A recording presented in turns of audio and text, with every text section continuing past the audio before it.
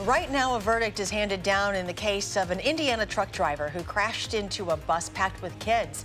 The jury's decision straight ahead. And human bone fragments are discovered in a small town in Columbia County. What we know so far about that investigation. Plus, it was once just a small pond in Fitchburg, now causing big problems for nearby residents a year after devastating floods. From the Channel3000.com Alert Center, this is News 3 Now at 10. Thank you for joining us tonight. The Indiana man accused of crashing his semi-truck into a school bus in Columbia County packed with kids last summer has been found guilty on all charges. Officers say the 42-year-old was driving under the influence of medications at the time of that crash. We, the jury, find the defendant, Wayne Murphy, guilty of causing great bodily harm to Jalen Form. The judge ordered his bond to be revoked. In total, Murphy was facing 10 felony counts. That crash happened last May again along the interstate in Columbia County. 20 people were injured, including 5 severely. There will now be a pre-sentencing investigation report in the next 60 days. The sentencing will happen after that. Columbia County Sheriff's Office is trying to identify human remains found in a woman's backyard. Amy Reed joins us now in studio to show us how they were discovered. Amy? This happened last Sunday, and since then, the Sheriff's Office has been working with other agencies to figure out who these remains belong to and how they ended up where they did. My first emotion was, this has got to be a joke. Like, I thought maybe my husband was playing a trick on me and he put it there or something like that. Last Sunday was supposed to be just normal routine, shuffling through a box in her backyard. The mulch was it was kind of mounded, and I just went to kick a box over and it was just right there. What she saw was a row of human teeth, from a partially descended wisdom tooth up to the canine, still connected to the bone. I just didn't know what to do. I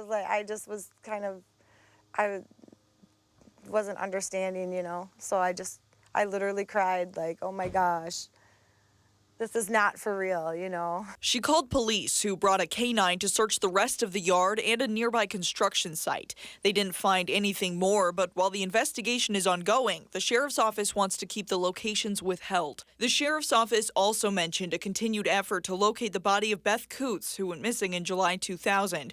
Her estranged husband, Dan Coots, was convicted of her murder in 2001, but refused to disclose the location of her body. No one can confirm if these cases are related. The woman who found it thinks it came with the mulch it was found in. I could see if the dogs came home with something or, but this was just really odd and strange that it just happened to be right there when I turned around. So it was almost like, was I meant to find this? But she hopes whoever the remains are tied to, it can bring peace to the family. Hopefully we find out, and hopefully it does somebody good. We reached out to the Columbia County Sheriff's Office, but they did not get back to us. This woman told us that they told her it could be a while before we get any answers. But in the meantime, if anyone else finds something suspicious, please report it to the Sheriff's Office. Amy, thank you. This summer hasn't just felt like the hottest ever. It actually has been. July is now officially the hottest month on record since record keeping started 140 years ago. According to the National Oceanic and Atmospheric Administration, NOAA, the average global temperature last month was 1.71 degrees above the 20th century average.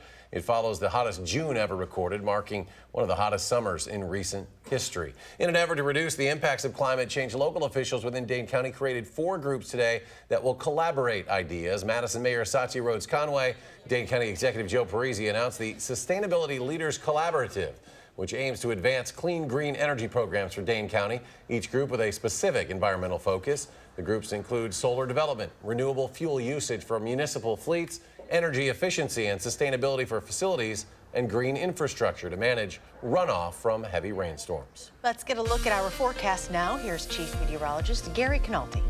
After a nice day today, we're watching some showers and thunderstorms out to the west of us that are heading in our direction. You can see this on Weather Track, the showers and storms moving from the Dakotas into central Minnesota. It'll be a while before they get to us, probably not reaching us until sometime early tomorrow morning. But again, the possibility exists for some showers and thunderstorms late tonight into tomorrow morning. Doppler track shows the nearest precipitation north of La Crosse and not moving in our direction. High temperatures today, upper 70s to around 80 degrees. Current temperatures now are back in the mid 60s. 60s.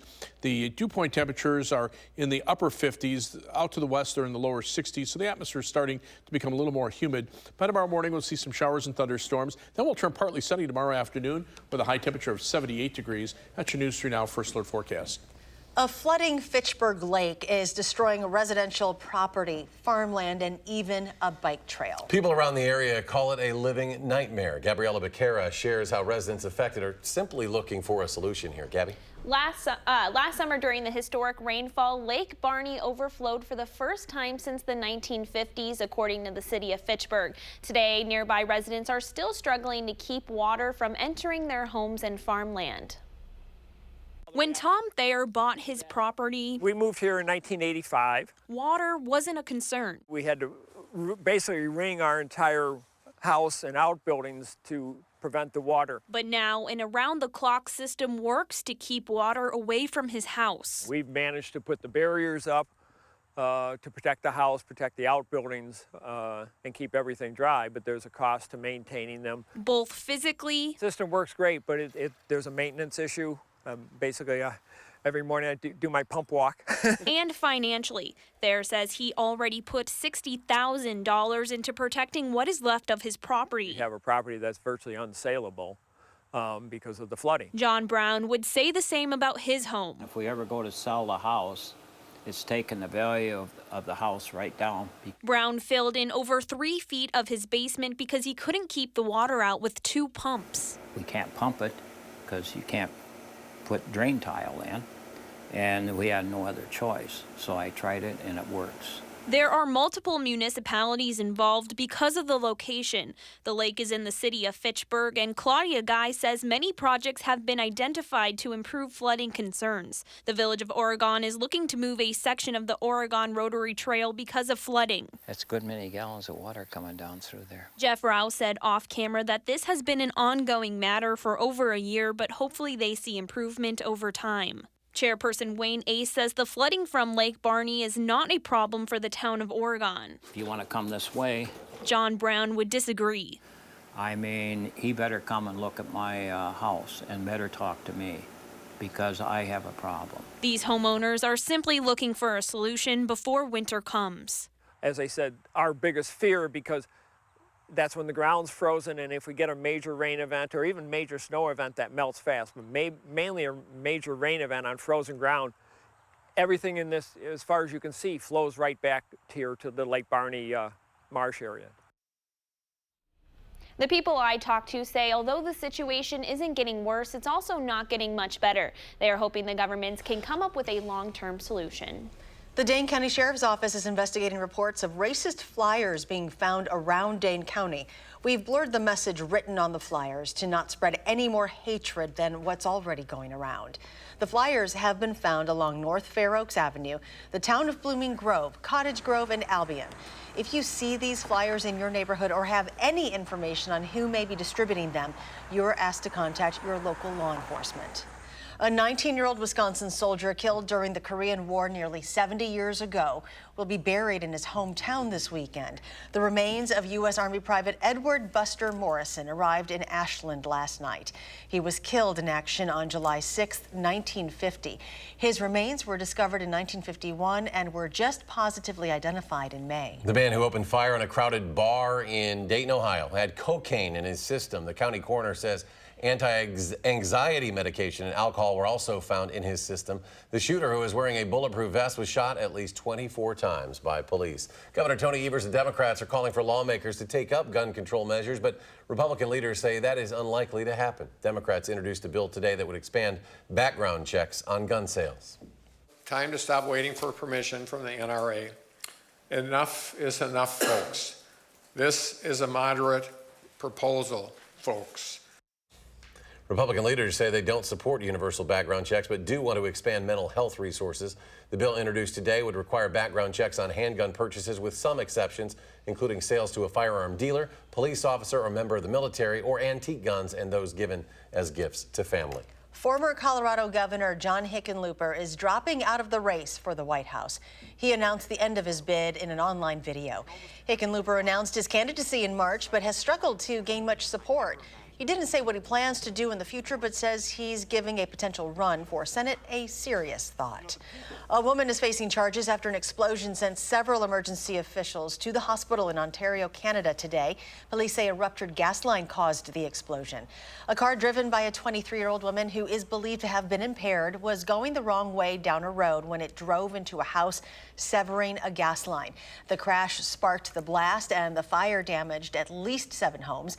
Officials say 7 people were taken to the hospital. Former NASCAR driver Dale Earnhardt Jr. walked away from another crash, this one on a plane. It happened in Tennessee, where Earnhardt and his family were arriving for a race weekend at Bristol. The FAA says the Cessna Citation rolled off the runway after landing and slid onto a highway. Now, fortunately, there were no cars in the plane's path at the time. At some point, that plane burst into flames. Some incredible video to show you tonight. This is at Pictured Rocks National Lakeshore in Michigan. That drone capturing video of a cliff partially collapsing into Lake Superior. 18 kayakers are actually in the water just feet from the falling debris. None of them were hurt. Still ahead tonight, home prices are near the highest they've been in the past decade. And as the costs continue to soar, some simple tips on how to avoid getting in over your head. Stay with us.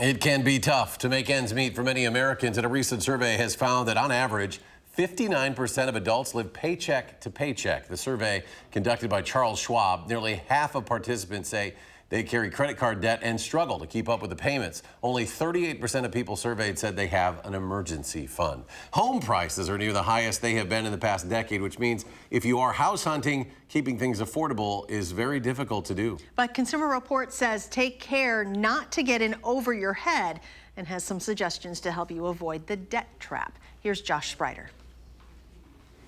This is a 3-bedroom, 2-bath condo. Lizeth Morales knows what she wants in a house. If money was no object, I would have a 4-bedroom, 3.5 bathroom, huge walk-in closet. These are solid hardwood floors. Most home buyers have a long list of what they want, but Consumer Reports cautions against buying a home that's more expensive than you can comfortably afford. In a recent survey of home buyers, 1/3 said they ended up spending more than they expected to, and nearly 1/3 put down a higher down payment than they anticipated when they made the purchase. The general rule in spending on housing is you only want to spend about 1/4 of your take-home pay. That's so you have money left over for other goals, for example, saving for retirement or paying for education.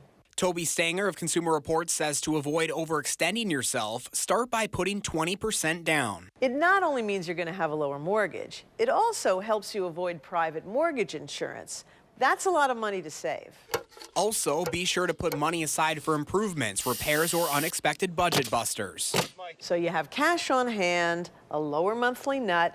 That puts you in a better position to weather a financial rough patch. As Lizeth knows, homeownership can add many things to your life. Don't let financial stress be one of them. With this Consumer Reports, I'm Josh Breiter, News 3 Now. Some mortgage bankers use a different way to determine what you can afford, which may lead them to suggest you take on a larger mortgage. But Consumer Reports cautions that just because you're approved for a larger mortgage doesn't mean you should be taking all of it. And Josh is continuing to look into affordability concerns in the Madison market. If you have any other story ideas, let him know by contacting him on his social media pages or send him an email. Chief Meteorologist Gary Canalti joining us now with a closer look at the outlook for potential rain. Yeah, some showers and thunderstorms will be moving in later on tonight, but our temperatures will turn warmer. And we had that story earlier in the newscast about July being the hottest month on record. Well, there's no small reason why. The staff over at Climate Central brought us these maps tonight, and you can see these areas of darker red. These are areas where temperatures were well above normal to near record levels. This is in the January through July period. Notice cooler than normal temperatures in the north central part of the United States where we live and in the northern portion of the Atlantic Ocean. Remember, we were very cold in mid-January through February and March, and that accounts for why temperatures over that time period averaged slightly below normal. But you can see just about 95% of the rest of the planet had above normal or much above normal temperatures.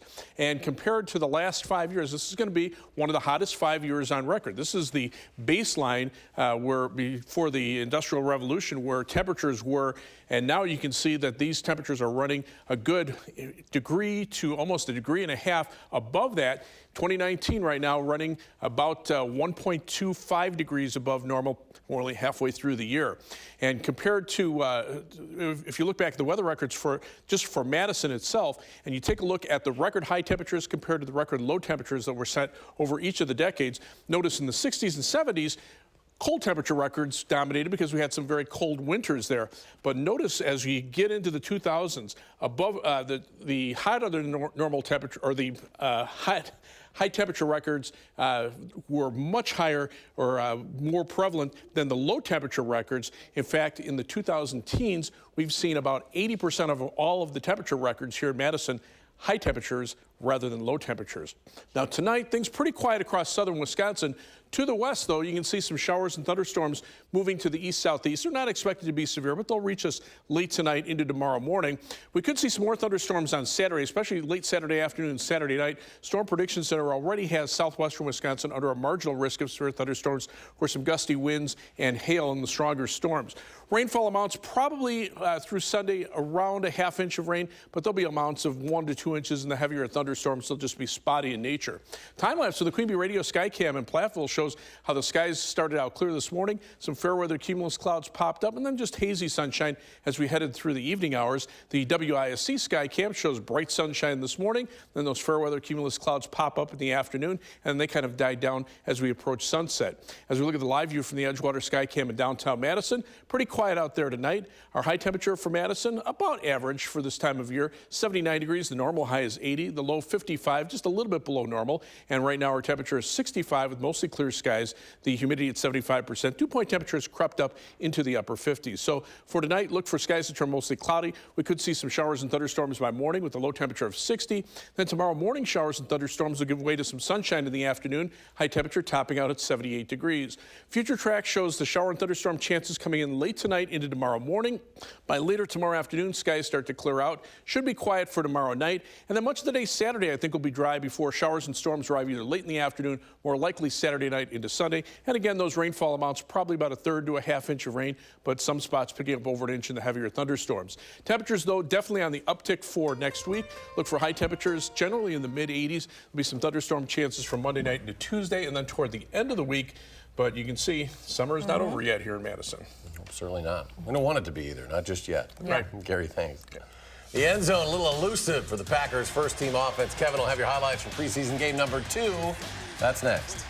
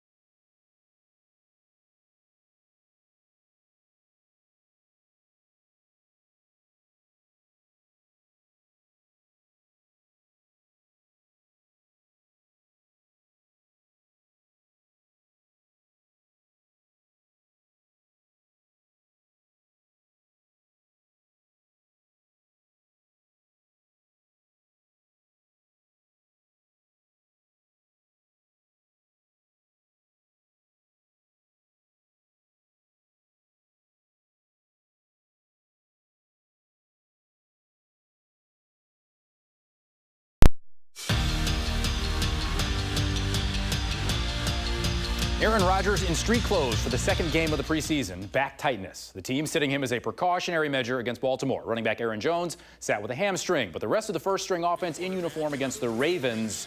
For Deshaun Kaiser, who tried to lead the scoring effort, and didn't. Not bad, first half.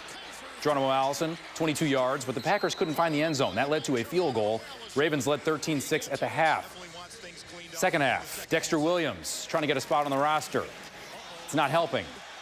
Fumble inside the 10. The Ravens would score a touchdown off the turnover. Tim Boyle off the bench. Darius Shepard. 2 touchdowns in 2 games. The catch, the toe tap, not much of anything else, really. Ravens win 26-13 the final. The Packers managed 55 rushing yards in the whole game. They fall to 1-1 this preseason. Their next preseason game a week from tonight against the Raiders in Winnipeg. And there's work to do in the next 6 days. I thought the first drive started out good. We were aggressive on, on the fourth down. I thought we had an opportunity both on third and fourth down to move the chains, and we didn't do it. And the second drive ended in a field goal. So there was some good. I thought, if you want to score points in this game, it's in this league, it's about getting explosive plays, and that's where we're struggling as an offense. I thought there's just way too many missed ops out there. The Brewers off tonight. They're getting ready for 3 games in Washington, D.C. this weekend. The Crew trails the Cubs and Cardinals by a half game in the National League Central. They could pick up a game and a half, rather, in the National League Central. Could pick up a half game by just watching TV. Kyle Schwarber. 100th career homer. A missile to dead center. Made it 5-0 Cubs, but we flash forward. 5-3, bottom of the 9th. Bases loaded for Bryce Harper, who ends it in style, I have to say. Yeah, a grand slam walk-off. Phillies win 7-5. Cubs and Cardinals share the NL Central lead. The Crew trails by 1. This preseason, Wisconsin head football coach Paul Chryst made one guarantee about his starting quarterback. He said, "We'll have one." The Badgers starting QB yet to be made official. Junior Jack Cohn's getting most of the first-team reps in practice, but Chase Wolf's elbowing his way through a bunched quarterback room. The redshirt freshman says the biggest difference between this preseason and last preseason, confidence. Freshman year, I was kind of playing catch-up, knowing the playbook and trying to adjust and try to be like everybody else. And coming spring, I kind of knew everything, and I was able to play my game, and now I'm just trying to polish it here. I've definitely seen him, become more comfortable with the playbook and things along those lines, and he's throwing the ball really well and making great plays with his feet. It's been really fun to watch. BMW Championship shot of the day, Jason Kokrak. Third shot on a par 5. We call that an eagle. 7 under 65, no emotion. Tiger Woods for birdie on 11. Yes. How about on 18? To end in style. No. Shot a 1 under for the first round. Justin Thomas from distance. And I wouldn't show a putt of this distance that's not in the final round unless buckets. He is tied for the lead at 7 under. We got one more break, and then we finish the show. This was Brooks Koepka, #1 on the FedEx Cup points list, getting his day started with his second shot from 95 yards out.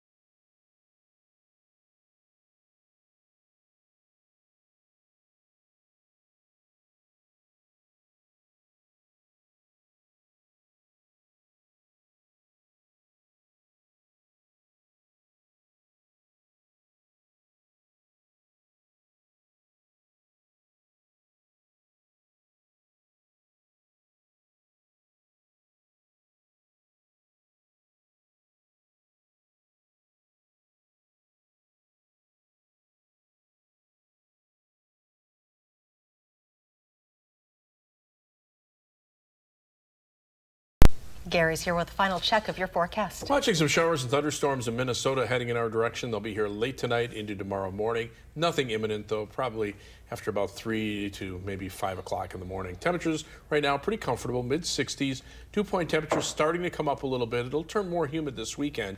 Highs tomorrow upper 70s, but we're back to the 80s for the weekend and mid-80s for much of next week with some thunderstorm chances in there. All right, Gary, thanks. And thank you for joining us for News 3 Now at 10. Do something good, and we'll see you back here tomorrow.